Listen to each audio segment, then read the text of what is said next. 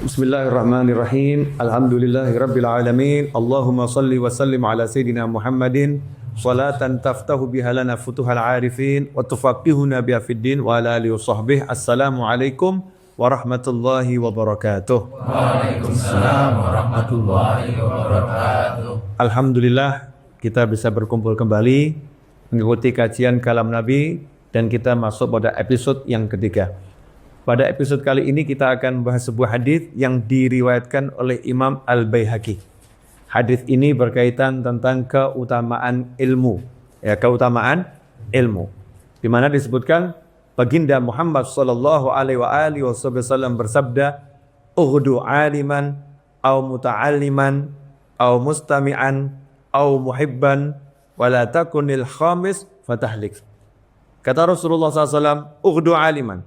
Jadilah engkau orang yang alim, au muta'alliman, atau orang yang suka mencari ilmu, au mustami'an, atau orang yang suka mendengarkan, au muhibban, atau menjadi pecinta, wala takunil khamisa fatahlik. Jangan menjadi yang nomor 5, maka engkau akan binasa. Hadis ini sebuah perintah dari Nabi Muhammad SAW yang hendaknya dijalankan oleh setiap muslim. Jadi muslim ini hidupnya suruh milih 1 dari 4 ini. Enggak boleh jadi yang nomor 5. Jadi pilihan nomor 5 jangan dipilih.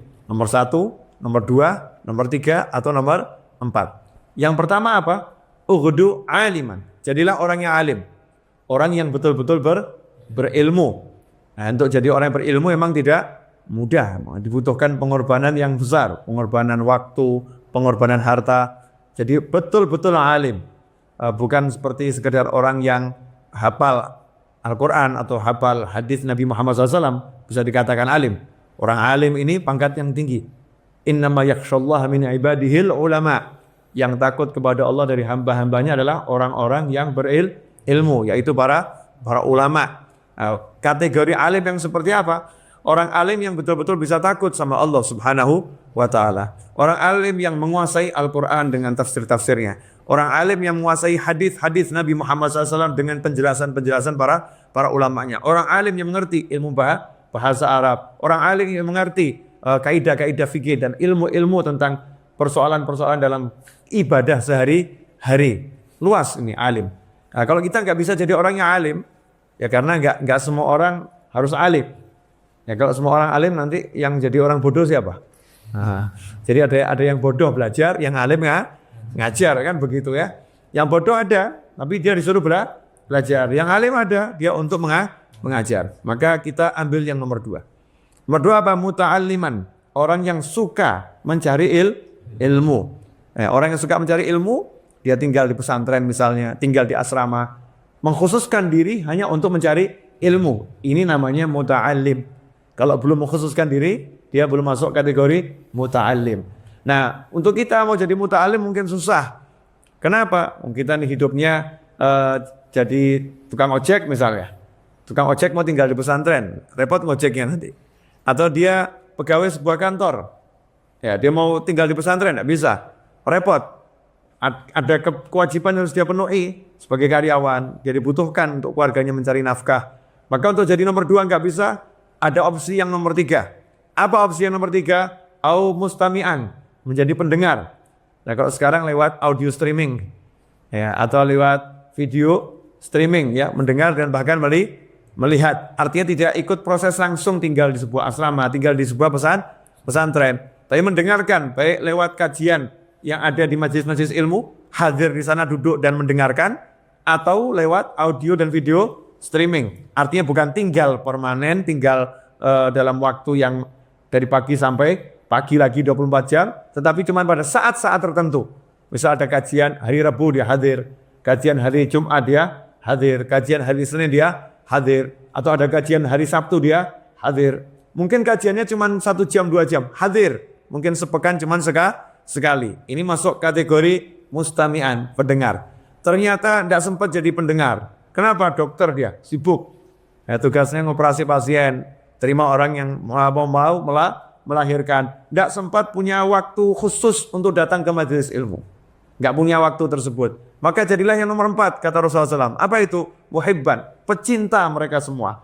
pecinta ulama, pecinta orang yang cari ilmu, pecinta orang yang suka mendengarkan ilmu. Nah, ciri-ciri orang yang mencintai itu bagaimana? Ya senang kalau lihat orang keluar cari ilmu, dia senang. Kalau dia punya sesuatu, dia gunakan untuk menyenangkan orang-orang yang cari ilmu. Dia bantu orang-orang yang datang majelis. Dia bantu majelis-majelis ilmu dengan hartanya, dengan tenaganya, dengan apapun yang dia bisa. Ini namanya pecinta. Jangan jadi yang nomor 5. Apa itu nomor 5? Alim enggak, kemudian belajar di pesantren, tinggal di asrama juga tidak, datang ke majelis atau dengar kajian via audio streaming, video streaming juga tidak, ya. Ternyata dia tidak bisa menjadi pecinta. Apa lawannya pecinta? Pembenci. Ya, komentator. Ini ustadznya enggak pas ini. Ya, ini ustadznya enggak pas. Oh, kajiannya kurang oke ini. Kajiannya enggak keren ini. Wah, ilmunya enggak pas ini. Jadi komentator. Tahu tetangganya buat majelis, bukannya dia itu hadir tidak, ya. Kemudian apa? Bantu tenaga juga tidak. Bantu lisan, ngasih tahu yang lain, ada pengajian loh di situ juga tidak, ya. Bantu duitnya banyak, ternyata juga enggak bantu duit dia. Terus apain? Ya, ngomentari. Majelis ini kok cuman ganggu jalan aja ya.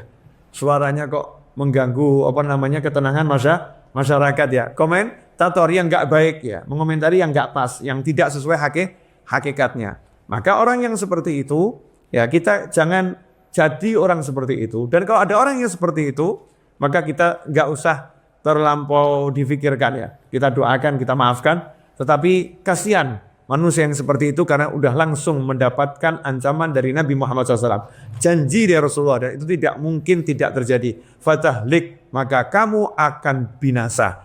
Jadi kalau udah bilang akan binasa, yang bilang adalah Nabi Muhammad SAW, tidak mungkin tidak binasa.